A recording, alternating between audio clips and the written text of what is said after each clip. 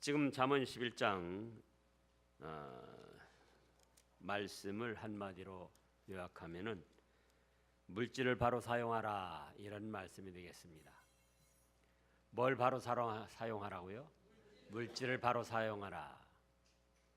우리 옛날 말에도 개같이 벌어서 정승같이 쓰라 이런 말이 있습니다.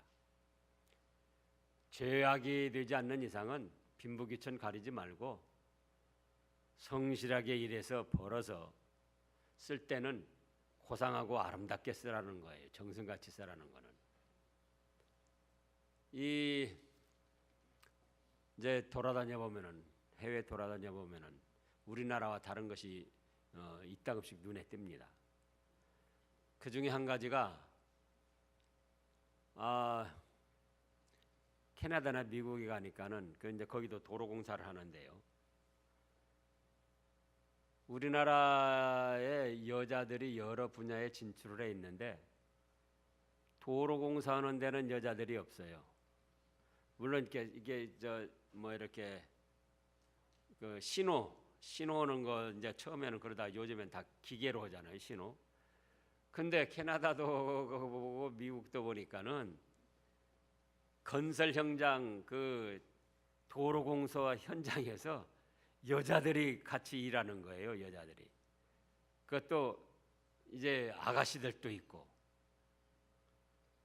또 한 가지는 그 스튜어디스 비행기 승무원들 또 거기 경비원들 보면은 공항에서도 우리나라는 스튜어디스를 쭉쭉빵빵한 그런 여자들만 고릅니다. 그런데 지난번에 유럽에 갔을 때도 그렇고 이번에 캐나다나 미국 그 비행기도 보면은 이런 여자도 있어요, 스튜어디스가. 그리고 뭐 나이 드신 분도 있고 또 홀쭉하니 키가 큰 그런 뭐 멀대 같은 그런 사람도 있고 또 공항에 경비를 서는데 전투 경찰 있잖아요. 그 전투복 입고 이렇게 생긴 여자가 전투복을 입고는 또 경비를 하는 거예요. 야, 이 참 그 인권, 남녀노소 인종 차별 없이 어떤 외형적인 모습에 관계없이 이제 자격만 되고 실력만 되면은 아무데나 다 쓰임을 받는구나. 그래서 이제 그걸 하나 생각했죠. 근데 지금 여기 말씀은 어디에나 다 해당되는 거예요. 어느 사람이나 어느 민족이나. 16절에 보면은 첫째 떼지가 사악한 자의 소득과 의인의 상 이랬는데 유덕한 사람, 베푸는 사람이 되라 그런 뜻입니다. 이게 16절에 유덕한 여자는 여자만 뜻하는 게 아니에요. 여자만 뜻하는 게 아니고 유덕한 남자는, 그 다음에 또 근면한 남자는 남자만 그런 것이 아니고 여자도 근면해야 된다. 아까 그랬잖아요. 도로공사 건설 현장에 아가씨들이 가서 그 헬멧 쓰고 작업복 입고 똑같이 뛰더라 그거예요. 죄가 되지 않는 이상은 하여간 어떤 일이든지 빈부귀천 가리지 말고 해야 된다. 근데 우리나라가 지금 이 일자리가 없다 그러는데 너무나 고급 일자리만 선호를 하는 거예요. 그래가지고 중소기업이나 이 약한 기업들은 지금 사람이 없어서 쩔쩔매는데도 거기는 가지 않으려고 하고. 그런데 여기 유덕하고 근면한 사람, 덕이란 게 뭡니까? 더 우리가 쉽게 느끼는 말로는 베풀어 주는 거예요. 베풀어 주니까 사람들이 좋아하고 따르는 거예요. 그게 덕이에요. 사람이 덕 있다 그러잖아요. 그 사람이 베풀어 주니까 많은 사람들이 좋아하면서 따르는 거예요. 섬기고 따르는 거. 근데 여자들도 베풀어줘야 된다. 그거 여자들도, 남자들도 그러고. 그러면은 사람들이 존경하고 따라줍니다. 그게 존영을 얻는다는 거예요. 또 근면해야지 돼요.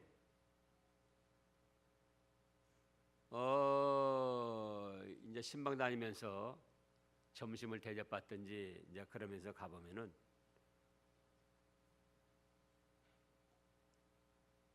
여자들 판이에요. 음식점에 가보면. 남자들은 직장에서나 어디에서 지금 땀 흘려 일하고 있는데 여자들 판이에요. 뭐 계모임이다, 뭐 친목회 모임이다, 무슨 뭐 동차이 모임이다. 그래가지고는 서로 모여가지고 그냥 온갖 수다를 다 떨면서 음식 먹고. 근데 우리가 어느 정도 여가를 즐길 수도 있어야 되지만 베풀고 근면해야 된다 그겁니다. 성실하게 일을 해야지 돼요. 뭐가 되지 않는 이상은요? 죄가 되지 않는 이상은 직업의 귀천을 가리지 말고 성실하게 노력하고 그리고 베풀어 줘야 된다.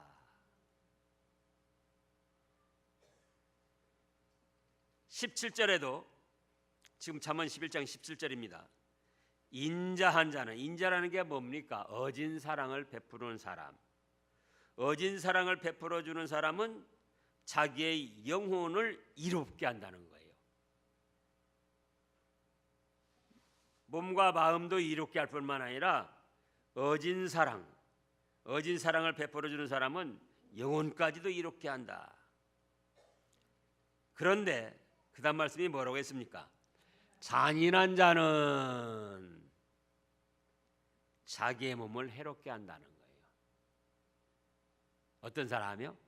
잔인한 자. 너그럽게 이해하고 베풀고 어진 사랑을 자꾸 베풀고 그러면서 근면성실하게 일해서 또 베풀고 그런 사람은 존귀 영광을 얻고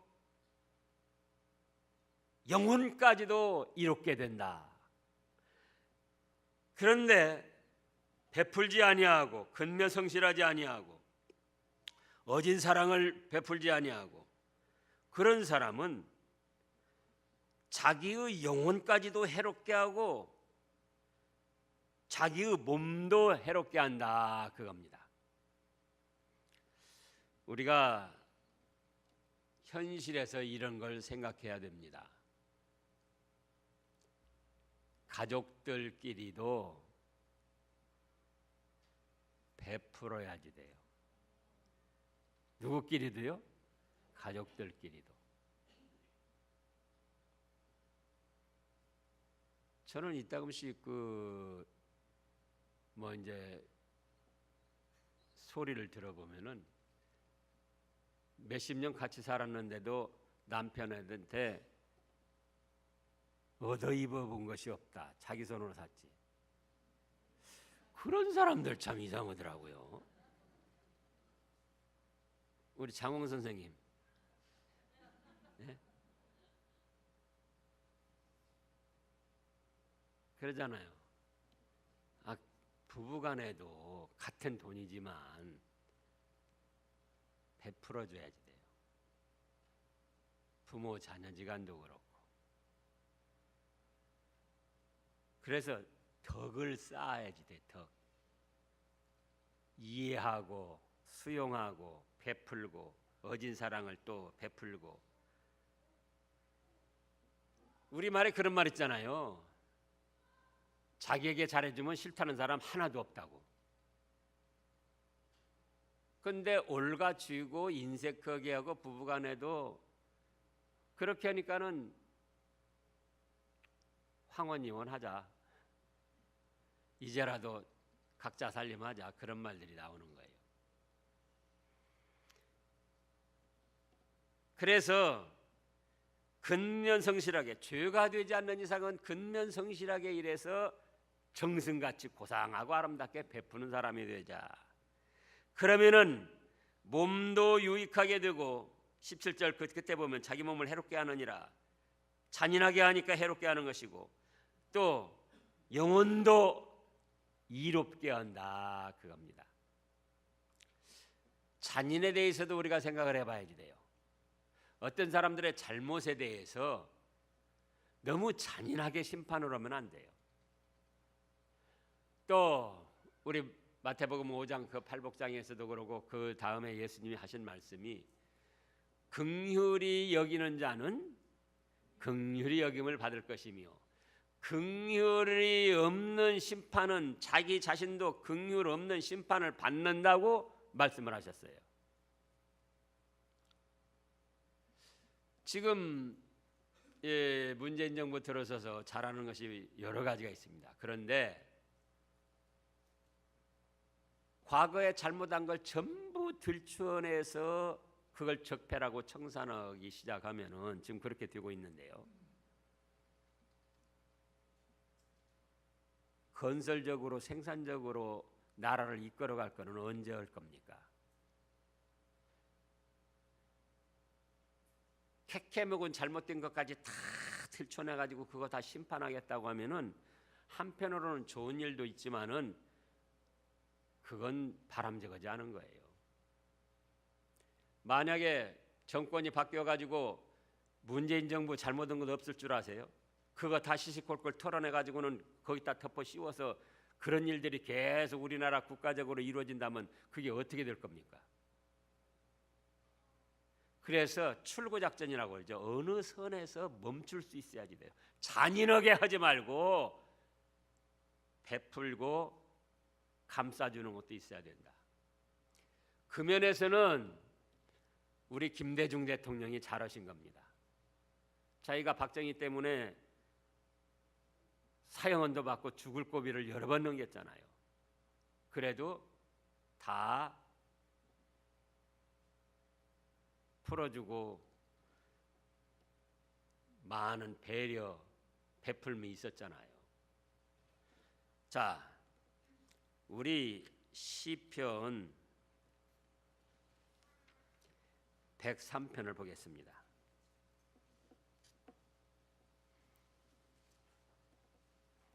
시편 103편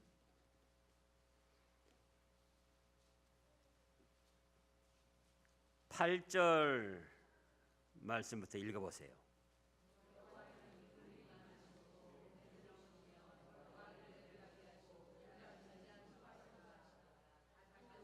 죄하지 아니하시며 노를 영원히 품지 아니하시리로다. 우리의 죄를 따라 우리를 처벌하지는 아니하시며 우리의 죄악을 따라 우리에게 그대로 갚지는 아니하셨으니 이는 하늘이 땅에서 높음 같이 그를 경외하는 자에게 그 인자하심이 크심이로다. 자 보세요.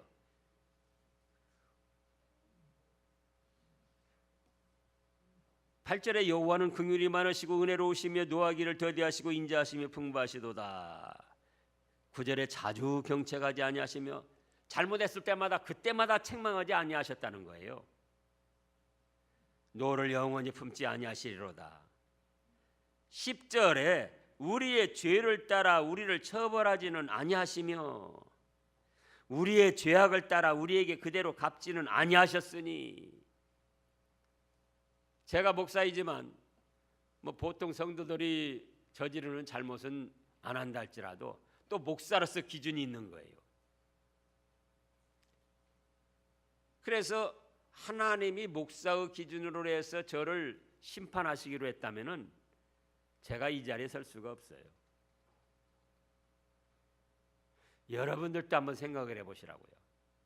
여러분들의 마음 속속들이 나타난 죄뿐만 아니라 마음속에 숨겨져 있는 그런 죄악들, 그거 하나님이 속속들이 다 파헤쳐가지고 너 이런 생각했지, 너 이렇게 했지, 너 이렇게 했지 쳐버리시기로 말하면은 하나님 앞에 설 사람이 없어요. 그래서 우리를 경책하지 아니하시고 노를 영원히 품지 아니하시고 우리 죄를 따라 처벌하지 아니하시고 우리 죄악을 따라 우리에게 그대로 갚지 아니하셨다.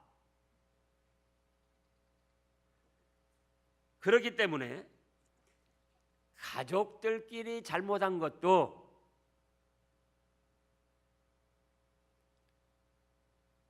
웬만한 거는 묻고 넘어가야지 돼요. 자식들이 잘못한 것도, 남편이 잘못한 것도, 아내가 잘못한 것도, 그거 시시콜콜하니 다 해가지고는 끝장을 보려고 하는, 그거는 여기 말씀한 대로 보면 잔인한 거예요. 어떤 거라고요? 잔인한 거다.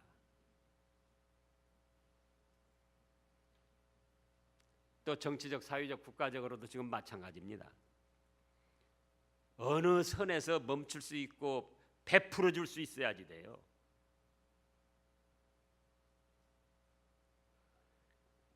우리가 대한항공 그 가족들 사건들도 알잖아요. 이 LA 갔더니 거기에서 제일 높은 빌딩이 대한항공 빌딩이에요. LA에서. 신축한 지 얼마 안 된다는데 1조가 들었다는 거예요. 1조. 1,000억, 2,000억, 9,000억, 9,900억, 1조.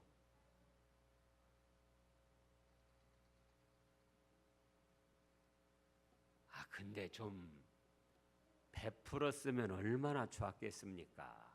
그 자리에서. 심지어는 가정부, 또 뭐 어떤 기사, 운전기사, 예? 그렇게 올가지고 베풀지 않으려고 갑질을 하다가 지금 어떻게 된 거냐, 그거예요. 잔인하게 한 거예요. 잔인하게. 한마디로. 우리가 회사를 경영해도 그렇고 어떤 높은 자리에 있을 때도 그렇고 잔인하게 하지 말고 어떻게 해야 된다? 베풀어야 된다.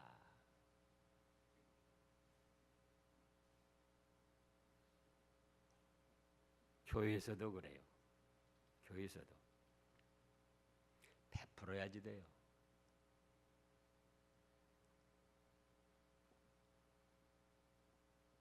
목사도 하나님의 말씀과 사랑으로 자꾸 베풀려고 하고, 또 성도들도 교역자들을 물심양면으로 자꾸 베풀어줘서 어진 사랑을 쌓으려고 해야지 되고,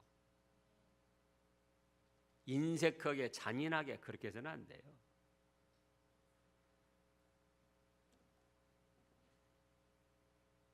그래서 이제 그 다음 말씀을 보면은 21절로 가겠습니다. 악인은 그 다음에요, 피차 손을 잡을지라도 벌을 면하지 못할 것이나 의인의 자손은 구원을 얻으리라. 이 말씀을 우리가 기억해야 됩니다. 악인들끼리는 피차 손을 잡고 연합하고 동맹을 맺고 별짓을 다해도 하나님 앞에 벌을 면할 수가 없이 됩니다.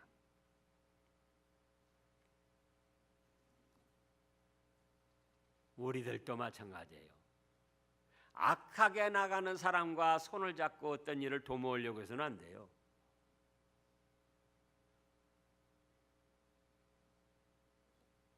혹시 그런 자리에 휩싸이는 그런 환경이 될 때에 이 말씀을 생각하세요. 악인은 피차 손을 잡고 동맹을 하고 또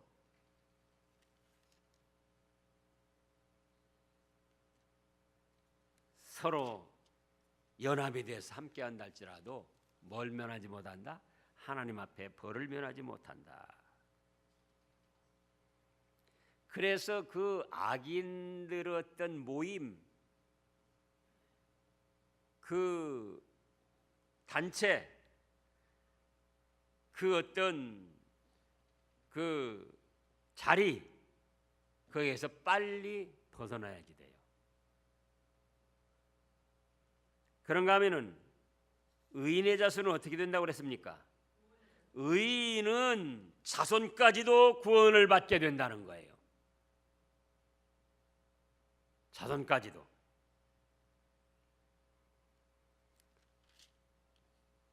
그래서 혹시 교회에서건 직장에서건 또 가정에서건 악인들 자리에 서면 안 돼요.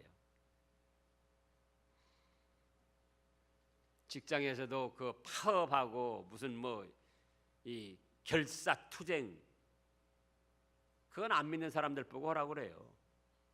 믿는 사람이 그런 자리에 참여하면 안 돼요. 국가적으로도 그런 파괴적인 데모, 거기에 참여하면 안 돼요. 가정에서도 마찬가지고 교회에서도 마찬가지고 교회 분열을 일으키고 손해를 주는 그런 모임에 참여하면 안 돼요. 피차 손을 잡고 동맹을 해서 어떤 일을 이룬다 할지라도 그건 하나님 앞에 벌을 면할 수 없이 된다, 그겁니다. 그러나 믿음과 말씀으로 의롭게 행하는 자는 본인 자신뿐만 아니라 누구까지도 구원을 받는다? 자손들까지도 잘 된다, 그겁니다. 그 다음에 22절에 아름다운 여인이 삼가지 아니하는 것은 마치 돼지 코에 금고리 같으니라. 그러죠. 아름답다고 해서 삼가지 않냐고 함부로 날뛰면은 돼지 코에다 금고리를 물려놓은 것으로 해서 둘 다 망하게 되는 거예요.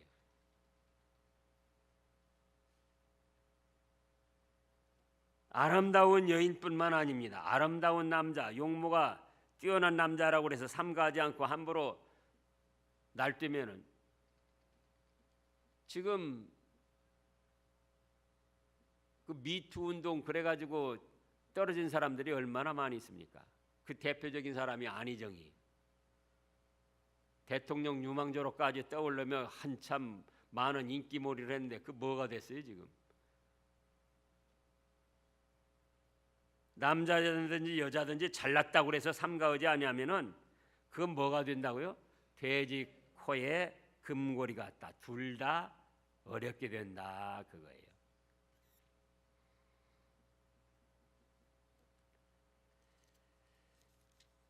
그 다음에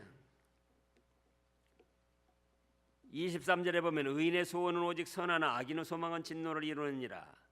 의인은 소원하고 기도하는 것도 선한 것이다, 그거예요. 그런데 악인들은 기도하고 하나님 앞에 소원하는 것도 악한 것을 기도하고 이루어달라고 소원하는 거예요. 그러나 그 결과는 진노를 받게 됩니다. 이제 24절부터 보면은 다시금 물질을 선하게 사용하라, 그런 말씀이에요. 24절 읽어보세요. 흩어 구제하여도 더욱 부하게 되는 일이 있나니 과도히 아껴도 가난하게 될 뿐이니라. 가정적으로도 그렇고 개인적으로도 그렇습니다. 교회적으로도 그래요. 막 아끼고 참 안타까운 일이죠. 미국의 LA 동북교회 갔더니 그 교회 재산만 한 300억이 넘는다는 거예요. 교회 재산만. 우리 교회 재산은 얼마나 될까? 얼마나 될까요? 이 교회터, 교회 건물, 또 석정동의 땅, 그러면은 뭐 한 30억은 되지 않을까? 그런데 그 LA 동북교회 그 우리 교회도 오셨었잖아요. 이용규 목사님이. 그 좀 미주노이도 그렇게 약한 교회들 있으니까 좀 도와주고 베풀어 줬으면 얼마나 좋았겠어요. 장로님들이 그중에 그렇게도 하자고 그랬다는 거예요. 그런데 뭐라고 하셨느냐? 다음에 하자고. 그랬는데 결국은 그분이 세상 떠나시고 보니까 그렇게 아껴서 모은 돈 교회에서 쓰지도 못하고 그것 가지고 다툼이 일어났다 그겁니다. 참 안타까워요.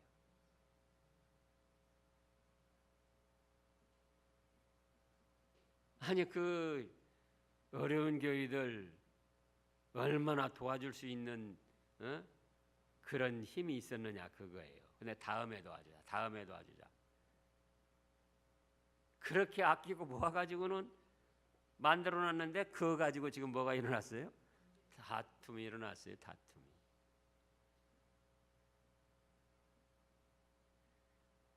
그래서 과도에 아껴도 오히려 분쟁이 일어나고 가난하게 될 뿐이에요. 오늘 오전에도 말씀이 있었습니다마는 우리는 베풀어야지 돼요. 그러잖아요? 안 그럴래요? 베풀어야지 돼요. 우리가 땀 흘려 수고해서 하나님 앞에 헌금해가지고 그거 가지고 어려운 사람들, 어려운 교회, 해외 선교 베풀어주면 그것이 다 하나님을 기쁘시게 하고 하늘나라에 상이 남고 또 그 다음에 흩어 구제하여도 어떻게 된다고 그랬습니까? 더욱 부하게 되는 일이 있다. 올가 준다고 더 되는 게 아니에요. 과도히 아껴도 자기도 쓰지 못하고 오히려 가난하게 되고 분쟁이 일어나고 어렵게 된다. 그 다음에 25절 또 읽어보세요. 구제를 좋아하는 자는 풍족하여질 것이요 남을 윤택하게 하는 자는 자기도 윤택하여지리라. 자 보세요. 구제를 좋아하는 자는 하나님의 말씀대로 선을 베풀고 사랑을 하는 것이기 때문에 하나님이 복을 주셔서 풍족하게 된다. 마음이 풍족하고 몸이 건강하게 풍족하고 영혼이 풍족하고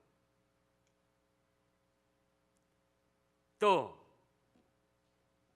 구제를 좋아하는 자는 하나님의 사랑을 말씀 그대로 실천하는 것이기 때문에 또 남을 윤택하게 하는 그것은 하나님의 뜻대로 사랑을 실천하고 실현하는 것이기 때문에 하나님이 도와주셔서 자기도 어떻게 된다? 윤택하게 된다. 그게 윤택하게 된다.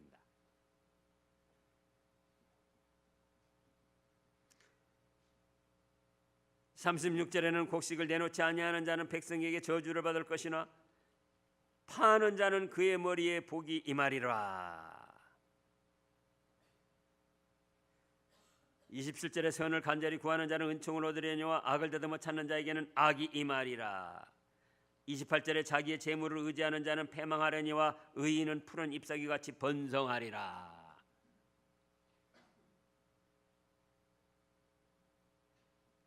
29절에 자기 집을 해롭게 하는 자의 소득은 바람이라 미련한 자는 마음이 지혜로운 자의 종이 되리라.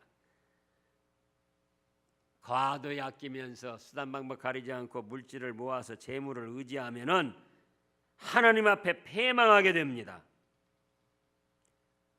그러나 믿음을 가지고 말씀을 순종해서 베풀고 어진 사랑을 또 베풀고 긍휼히 여기고 잔인하게 하지 아니하고 또 베풀고 그러면은 어떻게 된다고요?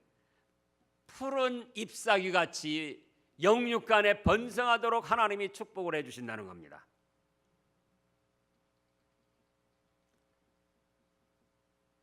이제 우리는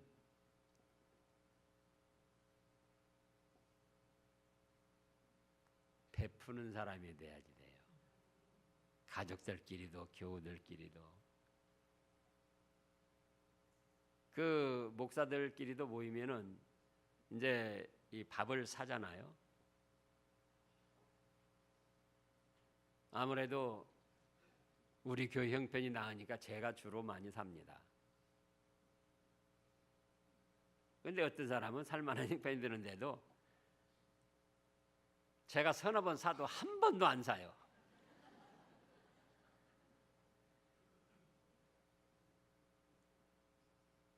베풀어야지 돼요. 가족들끼리도.